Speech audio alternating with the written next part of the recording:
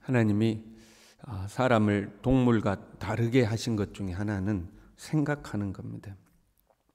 사람의 생각은 많은 것들을 상상하고 그 상상은 우리의 삶을 더 발전시키고 풍요롭게 만듭니다. 그런 한편으로 생각은 염려하고 걱정하고 근심하고 이런 부정적 영향력도 가지고 있습니다. 사람만이 염려하고 걱정하고 그러는 거거든요. 이런 부정적 생각이 사람의 마음을 피폐시키죠. 그리고 인간관계를 파멸시키는 경우들이 많이 있습니다. 그리고 결국에 그 생각이 우리의 몸을 연약하게 만들 때도 많이 있죠. 그래서 지킬 만한 것 중에 네 마음을 지키라. 이는 생명의 근원이 이에서 남이라 이렇게 되어 있죠. 생명의 근원이라고 그랬어요. 이걸 지키면 살기도 하고 못 지키면 죽기도 한다 이 말이죠. 생명이 거기에서 나오는 거니까요. 아무것도 염려하지 말고, 그렇죠? 염려가 우리의 생각 속에 들어온 거 아니에요? 오직 모든 일에 기도와 간구로 너희 구할 것을 감사함으로 하나님께 아뢰라. 염려의 생각이 오면 기도로 이제 하나님께 아뢰면서 그 생각과 싸우는 거죠. 그러면 모든 지각에 뛰어난 하나님의 평강이 그리스도 예수 안에서 너희 마음과 생각을 지키시리라 이렇게 되죠. 하나님의 응답이 가장 먼저 임하는 장소가 어디냐? 우리의 마음과 생각이죠. 내 삶 속에서 하나님의 응답이 이루어지기 전에 이미 내 마음에서 하나님의 마음과 생각이 내게 오는 거죠. 생각을 잘해야 되는 거예요. 우리의 거의 모든 생각은 실제가 되는 경우가 굉장히 많이 있습니다. 내가 생각하는 것이 실제가 되는 거죠. 내 생각이 내 머릿속에서 자기 마음대로 돌아다니도록 내버려두면 안 됩니다. 이것이 살 생각인지 죽을 생각인지 분별을 해야 되는 거죠. 1절에요. 그들이 침상에서 죄를 꾀하며 밤에 잠자리에 누워서 생각을 하는 거죠. 무슨 생각을 해요? 죄 지을 생각을 하고 있는 겁니다. 지금. 밤에 누워서 그냥 잠이나 자지 잠도 안 자고 생각하고 있는데 죄 지을 생각을 하는 거죠. 모든 죄는요 하나님 앞에 잘못된 거죠. 그리고 모든 죄는 사람에게 부정적 영향력을 가지고 있습니다. 사람에게 해를 끼치는 거죠. 그런데 그 사람에게 해를 끼치는 정도에 있어서 죄에 따라서 다를 때가 있습니다. 예를 들어 혼자서 상상하며 머릿속으로 죄를 지어 못된 생각을 하면서 그럼 혼자 죄를 짓는 거잖아요. 그런데 내가 남의 것을 훔쳤어요. 그러면 다른 사람에게 실제적인 피해를 끼치는 것이 되죠. 그러니까 죄도 남에게 얼마만큼의 해를 끼치느냐의 정도가 차이가 있는데 이들은요 남에게 심각한 해를 끼칠 죄를 꾸미고 있었어요. 2절에요. 밭들을 탐하며 빼앗고 집들을 탐하여 차지하니 그들이 남자의 집과 사람과 그의 산업을 강탈하도다. 밭을 빼앗고 집을 빼앗고 산업을 빼앗고 사람을 빼앗고 이것을 생각하고 있었다는 것. 그리고 이것은 단순한 상상으로 끝나지 않죠. 이들은 그것을 실행할 힘을 가지고 있었어요. 이게 이제 생각이 무서운 거거든요. 우리가 생각하면 생각만 했지 그게 실제로 내가 그 생각대로는 안 했습니다 이러잖아요. 그런데 내가 그 생각을 실천할 힘이 있으면 그 생각을 실천하게 되어 있습니다. 그래서 생각을 잘해야 되는 거예요. 우리가 힘이 없으니까 내 생각을 실천을 못하는 거예요. 근데 힘이 있으면 내가 생각했던 것들이 어느 날 딱 그것을 실천할 수 있는 기회가 주어지죠. 그때 내가 힘이 없으면 다행히 죄를 행하지 않고 악을 행하지 않는데 내게 힘이 있으면 그걸 하게 되는 거거든요. 이들은 그것을 실행할 힘을 가지고 있었어요. 권력자들이죠. 당대 지도자들이며 권력자들입니다. 단순 상상이 아니라 실행 계획이죠. 여기서 악을 꾸미고 이렇게 되어 있잖아요. 그 꾸미다라는 단어가 계획하다라는 단어입니다. 침상에 누워서 생각하면서 실제적 계획을 세우고 있는 거죠. 어느 시대나 어느 나라에나 권력자들은 부패하고 타락했죠. 그것은 이제 동일한 거죠. 사람이 힘을 가지면 부패하기가 쉽습니다. 모든 사람 안에는 욕심이 있기 때문에 그렇습니다. 이 욕심이라는 것이 꼭 나쁜 것은 아니라고 제가 종종 말씀드리죠. 하나님의 통제를 받으면 그 욕심이 소망이 이제 되는 겁니다. 하나님 안에서 머무는 욕심은 이제 소망이죠. 하나님께 통제를 받고. 그런데 문제는 하나님이 통제하는 것이 아니라 내가 그 욕심을 통제하게 되는 거고, 그러다 보면 욕심이 이제 나를 통제하게 되는 거죠. 여러분, 하나님이 나를 통제하는지 안 하는지 알 수 있는 가장 쉬운 방법은요, 하나님이 버리라고 할 때 버리는지 버리지 못하는지 이거 보면 금방 압니다. 하나님이 너 그거 버려라 그러는데 주저하고 망설이고 이리 생각하고 저리 변호하고 이렇게 합리화하면 사실은 내 욕심이 이제 가득해진 걸 말하는. 근데 내가 그걸 움켜쥐다가도 하나님이 아브라함에게 네 독자 이삭을 바치라 할 때 주저하지 않고 바치잖아요. 이스라엘의 지도자들은 다른 나라의 지도자들과 달라요. 하나님을 믿는 사람들이고 모든 권세는 하늘로부터 온다는 것을 알고 있고 믿는 사람들이에요. 그러면 자기들이 현재 가지고 있는 힘, 권력, 그것을 가지고 자기 욕심을 이루기보다 오히려 책임감을 가져야 되죠. 하나님이 나에게 이 힘을 주셨구나 하고 책임감을 가져야 되죠. 우리가요, 남들보다 뭔가를 더 가지고 있잖아요. 그의 소유든 아니면 사회적 지위와 명예든, 그러면 그만큼 책임감이 커져야 됩니다. 우리 믿는 사람들은 하나님이 나에게 많은 것을 맡기셨다.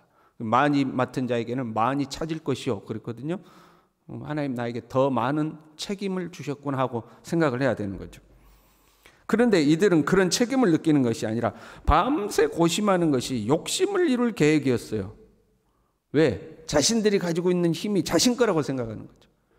자기의 권력이라고 생각하는 거죠. 그걸로 무엇을 뺏을 계획을 했어요? 밭을 탐하여 빼앗고 집들을 탐하여 차지하고 사람과 그의 산업을 강탈한다고 그랬죠. 이 모든 것은 하나님의 소유입니다. 땅은 하나님의 것이라고 그랬어요. 그 위에 세워진 집도 하나님의 것이죠. 사람도 하나님의 것이에요. 이스라엘은 이 지게를 옮기지 못하게 돼요. 다 하나님의 소유인 거예요. 그런데 그것을 자기 것으로 빼앗아 자기 것을 삼을 궁리를 하고 계획을 세우고 그것을 실천에 옮기는 거죠. 침상에 누워서 생각을 하더라도 어떻게 하면 하나님을 기쁘시게 해드릴까? 나에게 재물과 힘이 생겼는데 하나님은 이것을 어떻게 사용하기를 원하실까? 어떻게 하면 하나님이 기뻐하신 뜻을 이룰 수 있을까? 뭐 이런 생각해야 되지 않겠어요? 그런데 침상에 누워서 어떻게 하면 빼앗을까? 어떻게 하면 훔칠까? 어떻게 하면 강탈할까? 그 방법이 죄라 할지라도 어떻게 하면 내가 더 차지할까? 그 생각하고 있는데 자기들이 그렇게 차지하려고 했던 그 세상이 누구 거예요? 하나님의 것이죠. 근데 하나님의 것이라는 걸 생각을 못하는 거예요. 땅이 하나님의 것이라는 걸 생각을 못하는 거예요. 저 사람이 하나님이 만드신 하나님의 작품이라는 걸 생각을 못하는 거죠. 여러분 생각을 하더라도 하나님 것을 빼앗을 생각을 하면 안 되겠죠? 내가 하나님 앞에 어떻게 하면 더 헌신할까? 어떻게 하면 하나님께 더 많은 것을 드릴까? 어떻게 하면 더 주를 위해 살아갈까? 뭐 이런 생각을 해야 될 텐데 어떻게 하면 내가 더 빼먹을까? 예배도 빼먹고 기도도 빼먹고 헌금도 빼먹고 봉사도 빼먹고 어떻게 하면 내가 더 빼먹을까? 그러면서 사람들에게는 그래도 내 지위와 내 체면이 깎이지 않도록 사람들에게는 그럴듯하게 보이면서 또 그러면서 뒤로는 어떻게 하면 내가 빼먹을까? 뭐 이런 궁리하고 있는 거죠. 이런 궁리. 이런 상상하고 있는 거죠. 여러분 이런 생각이 내 머릿속에 들어와요. 그러면 이 생각이 지 멋대로 돌아다니도록 내버려두면 안 되는 거예요. 하나님이 기뻐하지 않는 생각이 멋대로 돌아다니도록 내버려두면 안 돼요. 하나님이 주신 힘을 가지고 하나님의 것을 빼앗고 강탈할 계획을 세우니까 하나님도 계획을 세우십니다. 내가 이 족속에게 재앙을 계획하나니 똑같은 단어예요. 그들이 머릿속으로 궁리할 때 하는 그 단어와 지금 하나님이 재앙을 계획하는 것과 똑같은 단어예요. 그러니까 우리가 무엇을 생각하느냐에 따라서 하나님도 계획하시는 거예요. 그래서 생각이 중요한 거죠. 우리를 향한 하나님의 생각은 선한 것입니다. 예레미야 29장 11절에 너희를 향한 나의 생각을 내가 아나니 평안이요 재앙이 아니니라 너희에게 미래와 희망을 주는 것이니라. 하나님은 우리를 향해서 선한 생각을 가지셔요. 재앙이 아니라 평안의 계획을 세우셔요. 그런데요, 우리의 악한 생각이 하나님의 계획을 재앙으로 만들어요. 예레미야 6장 19절에요. 땅이여 들으라. 내가 이 백성에게 재앙을 내리리니 이것이 그들의 생각의 결과라. 하나님은 우리를 향하여서 평안을 계획하시고 선한 것을 생각하시는데 우리가 자꾸 악한 계획을 세우니까 그 생각의 결과 재앙이 온다는 거예요. 생각을 잘해야 되는 거죠. 여러분, 요즘 여러분은 무슨 생각 제일 많이 해요? 무슨 생각 제일 많이 하는 것 같아요? 그것이 살 생각입니까? 죽을 생각입니까?